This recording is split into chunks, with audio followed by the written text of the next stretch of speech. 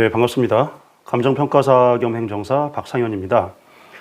소중한 자신의 토지가 강제 수용의 대상이 된다면 이건 진짜 상상만 해도 끔찍한 일이죠. 하지만 이런 일이 실제 상황으로 일어난다면은 일단 현재 처한 상황을 정확하고 냉정하게 분석을 하고 향후 대책을 세워야 되겠죠. 내 재산을 강제로 이렇게 뺏어가는 수용하는 쪽은 그 방면의 일종의 선수들, 전문가들인데 수용을 당하는 토지주들은 대부분 초보자들입니다. 수용 감정 가격을 산정하는 현업 감정평가사로서 또한 행정사로서 감정평가 현장에서 15년 동안 제가 겪고 느낀 점을 바탕으로 이러한 상황에서도 최선의 결과를 도출할 수 있는, 그러니까 이런 기울어진 운동장 같은 상황에서도 최고의 결과를 낼 수 있는 최선의 방안이 무엇인지 함께 고민하는 시간이 되었으면 합니다. 강제 수용을 하는 쪽, 즉 사업 시행자는 우선적으로 강제 수용 권한을 획득하기 위해서 사업 인정이라는 것을 국가로부터 받게 됩니다. 강제 수용을 하기 위해서 그 사업이 공익성이 있는지 없는지 여부를 먼저 판단하는 절차를 거친다는 것인데요. 사업 인정을 받아서 강제 수용권을 취득한 사업 시행자는 자기가 취득할 사업 부지 내에 어떠한 물건들이 있는지 먼저 조사를 해야 되겠죠. 이를 조서라는 문서의 형태로 남기게 됩니다. 토지의 경우에는 지목이 현황과 일치하는지, 대지 같으면 전부 다 그 대지인지 아니면 뭐 도로를 일부러 쓰고 있는지, 아니면 임야 같은 경우에도 뭐 완전히 자연림 상태인지 아니면 일부 전용을 해서 뭐 전답으로 쓰고 있는지, 이렇게 지목과 현황의 일치성 여부를 먼저 토지는 조사를 하고, 토지 위에 있는 물건들, 이걸 지작물이라고 그러는데 용어 자체가 정말 오만한 용어입니다. 지작물이란 게 사업에 지장을 준다, 걸리적거린다, 이러기 때문에 지작물이라고 하는데, 이러한 토지 위의 지작물들에 대해서는 지작물 조서를 만드는 절차를 먼저 거치게 됩니다. 간혹 이 지작물 조서를 수용을 당하시는 분들께서 컨설팅 업체라는 곳에 속아서 수백만 원을 주고 이렇게 맡기는 경우가 있는데 전혀 그러시면 안 됩니다.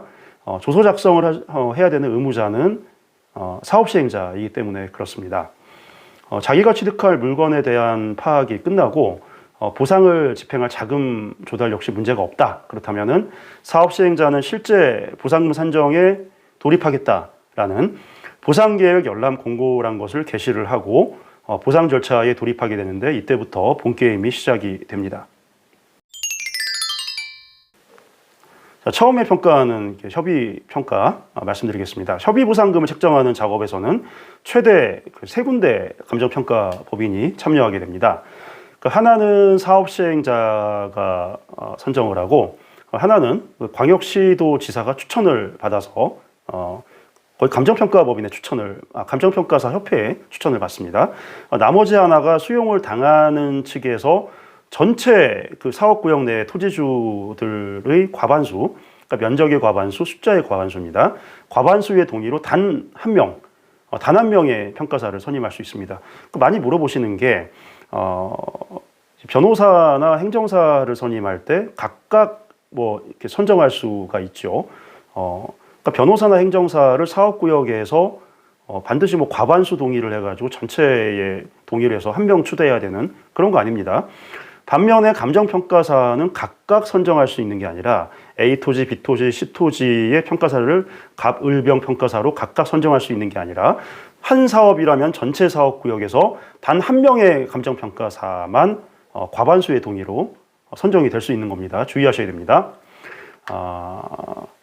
그러니까 이렇게 선정된 감정평가사를 토지 소유자 추천 감정평가사라고 하는데, 사실상 여러분이 수령할 보상금 수준이 이 사람의 손에 결정이 된다 해도 과언이 아닐 정도로 매우 매우 중요합니다. 한번 생각을 해보시면은 사업 시행자가 선임한 감정평가사가 보상금을 높여줄 리가 만무합니다. 또한 시도에서 추천받은 평가사는 냉정하게 보면은 심판부라고 온 중립적인 입장입니다. 결국 여러분의 말에 귀를 기울이고 여러분의 토지가 처한 개별적인 사안에 대해서 최대한 호의적으로 감정평가 금액을 산정해 줄 수 있는 사람은 토지소유자 추천 평가사밖에 없습니다. 따라서 토지소유자 추천 감정평가사 선정에 신중에 신중을 기하고 또한 반드시 선정하도록 해야 됩니다. 토지소유자 추천 감정평가사를 선임하려고 아무리 노력을 해도 그 요건이 아까 말씀드린 대로 면적의 과반수, 숫자의 과반수, 요건이 만만치가 않습니다. 대체기가 갈라지고 난립한다면은 서로 자기 대체기 위해서 평가사를 배출하려고 하다 보면 결국은 평가사 선정을 놓치는 경우도 저는 정말 많이 봤습니다. 이런 경우에는 소유자 추천, 그러니까 소유자를 대변한 평가사를 선정을 못하고 사업 시행자가 선정한 평가사 그리고 시도에서 선정한 평가사 두 군데에서 평가를 진행하는 경우도 저는 많이 봤습니다. 첫 번째 통지받은 협의보상금이 만족할 만한 수준으로 나왔다. 그렇다면 그대로 그냥 협의를 하고 보상금을 그냥 받으면은 수령하면은 모든 절차가 끝납니다. 하지만 다소 아쉬운 수준으로 보상금이 나왔다. 자, 그렇다면은 일단 협의를 거부하고 그 다음 절차로 돌입을 하게 됩니다. 협의를 거부할 경우에는 일단 자기 의사와 상관없이 재결이라는 절차로 자동으로 돌입하게 됩니다. 재결은 두 차례로 진행이 되는데 첫 번째 재결은 수용 재결이라고 하고 각 광역자치단체에 설치된 지방토지수용위원회 또는 중앙정부 산하의 중앙토지수용위원회에서 담당을 하게 됩니다. 두 번째 재결은 이의재결이라고 하는데 중앙토지수용위원회에서만 전담을 하게 됩니다. 이 두 번의 재결 절차에서는 보상금에 대한 재감정평가가 이루어져서 보상금 증액 여부를 판단하게 되는데 두 번의 재결 단계에서 각각 두 군데의 감정평가법인이 선정이 되게 됩니다.